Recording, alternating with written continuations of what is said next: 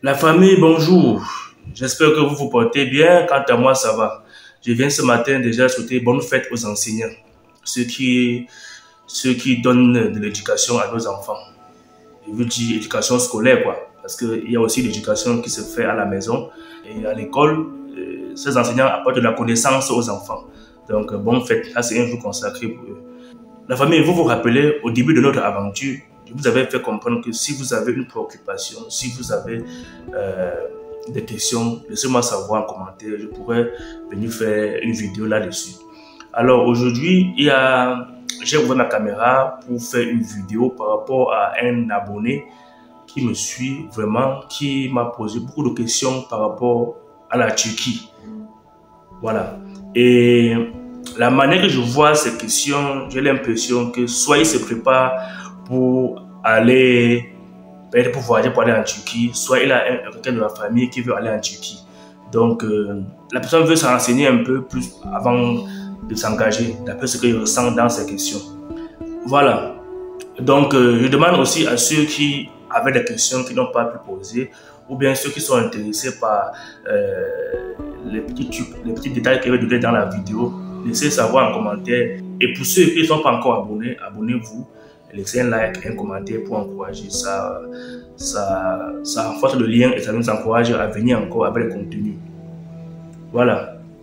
Voilà un peu la question de la personne. La personne demande que, est-ce que si on t'arrête en Turquie, on peut te déporter sans que tu ne fasses la prison? Et maintenant, la personne demande que, est-ce que si on t'a déjà déporté, tu pourras encore revenir en Turquie? Et dans combien de temps? Donc voilà la question que la personne a essayé de poser d'une manière un peu vague, mais c'était vraiment ça sa question. Voilà, déjà, avant même de répondre à la question, voilà ce que je vais vous dire. D'abord concernant cet événement qui s'est passé ou bien qui se passe encore en Turquie. Déjà, il faut savoir que les Turcs eux-mêmes ont volontairement mis en place un système pour ne pas donner les titres de séjour aux étrangers. Du moins pour ne pas les renouveler pour ceux qui avaient déjà, et pour ceux qui n'avaient pas, ils ont mis en jeu des règles très serrées, très difficiles pour pouvoir renouveler ces documents de séjour. Donc du coup, directement vous tombez dans l'irrégularité et ils vont vous arrêter. Déjà, il faut savoir que c'est un truc que c'est prévu par le gouvernement turc. Voyez un peu. Ils disaient qu'ils voulaient réduire massivement leur population. Et je pense que ça a marché. Ils ont vraiment réduit la population parce que les amis qui sont là-bas encore, les commerçants qui voyagent pour aller là-bas nous disent que c'est compliqué. C'est compliqué que même dans les magasins là-bas, sur place, même les filles qui sont là pour vendre dans les magasins se cachent seulement. Donc même les propriétaires des magasins, comment ils font? Ils ont une salle dans laquelle ils mettent les filles par derrière. Donc quand un client vient, si c'est un client noir, africain, je veux dire, la fille est derrière. Et comme le monsieur aura besoin de la fille en question pour traduire, pour orienter la cliente, c'est là où il va faire sortir la fille derrière. Pour que la fille puisse traduire pour lui, puisse orienter la cliente dans le magasin. De peur qu'à tout moment, la police peut surgir là, et les surprendre et les ramasser pour les déporter. Donc voilà un peu ce que une dame m'a dit, une grande dame qui est commerçante, qui était là-bas dernièrement, ce qu'elle m'a raconté, qu'elle a subi comme histoire. Donc c'était un peu ça quoi. Maintenant pour revenir à la question de la personne, première question, quand tu arrêtes déjà, tu vas d'abord passer par la procédure, c'est-à-dire tu vas d'abord subir l'enregistrement qui se fait dans un camp appelé tout cela, qui est déjà un camp très difficile. En plus, tu vas passer encore dans un grand camp, dans un grand dépôt. C'est là où ils vont organiser ta déportation. Tu vois un peu. Donc, tu vas d'abord passer par un camp appelé tout cela. On va t'enregistrer, on va envoyer vos dossiers à Ankara. Ankara qui est la capitale, bref, là où tout est basé. Et là maintenant, le temps pour eux de pouvoir traiter tous vos dossiers, tu vas d'abord aller dans un camp.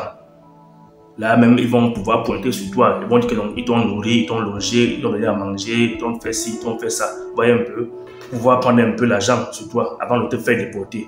Maintenant, si tu as signé la déportation depuis tout cela, voyez un peu, ça va aller plus rapidement. Donc quand tu vas arriver directement dans le camp, ton dossier sera déjà à Ankara et puis ils auront déjà cherché à couper le billet d'avion pour toi. Et là, directement, quand tu vas arriver, peut-être première ou seconde vague de déportation, tu seras à l'intérieur. Ils vont directement te déporter. Mais tu vas d'abord passer par leur prison. Bref, le temps pour eux de préparer la déportation. Parce qu'on ne peut pas te déporter seul. Il faut qu'on trouve aussi quelqu'un qui parte dans le même pays que toi. Pour pouvoir vous regrouper et vous envoyer en même temps. On ne peut pas quand même te prendre seul pour aller te déporter.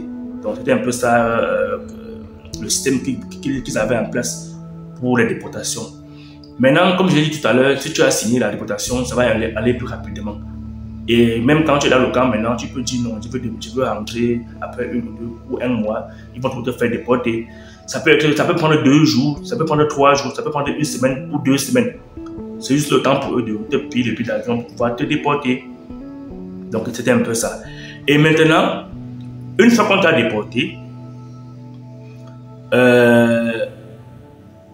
comment est-ce que tu peux faire pour revenir en Turquie? Et dans combien de temps est-ce que tu vas faire pour revenir en Turquie? Voilà une question qui est revenue plusieurs fois. Il y a même beaucoup parmi vous qui m'ont demandé, Gabriel, est-ce que tu vas encore retourner en Turquie? Est-ce que tu vas encore aller en Turquie? Tu as combien de temps avant d'aller en Turquie? Maintenant, il faut savoir que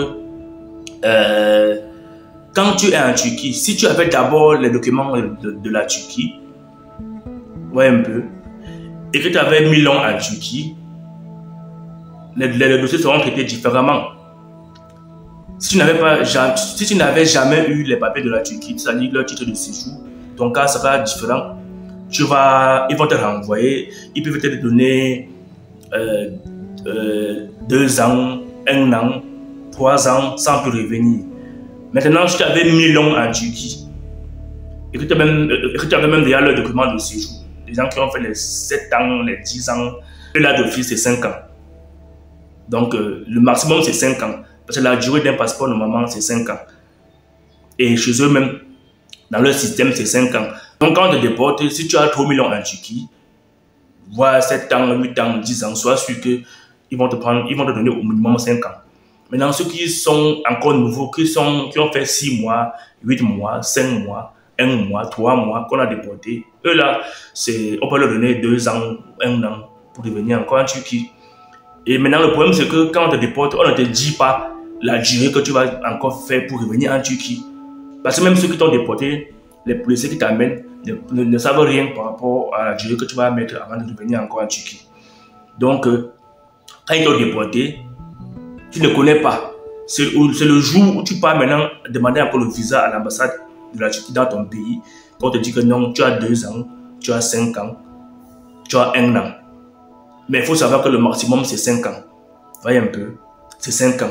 Sauf si tu peux avoir des relations haut placées avec le gouvernement, avec l'ambassade, et qu'il y a un cas d'urgence, un cas de force majeure. Là maintenant, ils peuvent vous forcer des choses et pouvoir lever la suspension. Mais à part ça, si en te déportant, on t'a donné 1 an, tu vas faire 1 an. 2 ans, tu vas faire 2 ans. 5 ans, tu vas faire 5 ans. Tu n'auras pas de visa avant les délais qu'eux t'ont mis dans le système. La famille, pour conclure, je vais donner une information qui va vous surprendre. Vous savez, la Turquie a beaucoup déporté les gens. Beaucoup. Et vous savez, la plupart des sociétés en Turquie, la main-d'œuvre était à 95% constituée uniquement des étrangers. Donc pour le moment, le gouvernement a encore lancé, a donné l'opportunité aux grandes industries en Turquie, aux grandes sociétés en Turquie de faire les demandes de visa de travail. Donc une société peut t'envoyer un document de travail, tout ce qu'il faut, tout ce qui va avec pour venir travailler. Donc il y a ton contrat. Comme vous voyez dans les pays comme le Canada, les États-Unis, tout ça, en Europe et partout. Donc la Turquie a lancé ça aussi. Ils ont lancé un système de visa de travail. Donc tu viens avec ton visa 1 an ou 2 ans renouvelable. Donc dès que tu viens avec le document en question, la société te fait avoir 2 ans de documents de séjour. Après maintenant tu travailles bien, ils peuvent te renouveler. Ils peuvent changer prolonger encore ton séjour, ton contrat quoi. Donc ils ont lancé le système comme en Europe. Ils font déjà les visas de travail aux étrangers pour les faire venir, les aider encore à travailler. Alors que au départ, ils ne voulaient pas, au départ, ils ont fait partie des gens. Maintenant, ils veulent les faire venir, mais ils veulent faire venir ceux qui sont là pour travailler. Parce que déjà, il faut savoir qu'en Turquie, si tu pars avec un visa touriste, tu n'auras pas de résidence. Ils ne font pas ça aux visas touristes. Et maintenant, les visas à faire maintenant sont en train de transformer ça en visa de travail. Vous voyez un peu. Donc, c'est difficile maintenant d'avoir un visa à faire pour la Turquie. Sauf que tu es habitué à aller en Turquie donc plusieurs fois. Sauf que tu es allé en Turquie même plus de 10 fois, 5 fois, 3 fois. Et que tu pars, tu reviens, tu pars, tu reviens. Là, tu peux facilement avoir ton visa en tant que commerçant. Tu vois un peu. Mais à part ça, là, pour le moment, la Turquie a lancé les visas de travail. Et je pense que pour le moment, ils ont même augmenté un peu le salaire. Le salaire est un peu bon. Donc, si vous avez un ami ou un frère qui veut aller en Turquie pour travailler, rassurez-vous, c'est un visa de travail. Donc, on te dit d'ailleurs que tu pars travailler pour 2 ans, ou pour 1 an, ou pour 3 ans. Vous faites un contrat, l'ambassade te donne le visa, tu pars, tu travailles. Tu pars directement, tu as tes documents de séjour de 3 ans. Donc, ce n'est plus, il n'y a pas d'embrouille là-dessus. Tu as le document de séjour de 3 ans, tu travailles normalement pendant 3 ans. Après, s'ils renouvellent, tu continues encore à travailler. Après, tu ne renouvelles pas, tu vois, si tu veux rentrer et revenir, tu peux le faire. Et je pense que même le salaire a un peu augmenté vu qu'ils ont un problème de main-d'œuvre. Sur ceux qui ont besoin, ceux qui ont un frère ou un ami qui est intéressé par ce visa de travail de la Turquie, laissez-moi savoir en commentaire. Je vais pouvoir vous aider pour cela. Sur ce, je vais mettre fin à cette vidéo. On va te prendre dans une prochaine vidéo. Portez-vous bien et passez une bonne journée. Je vous attends dans l'espace commentaire. Merci.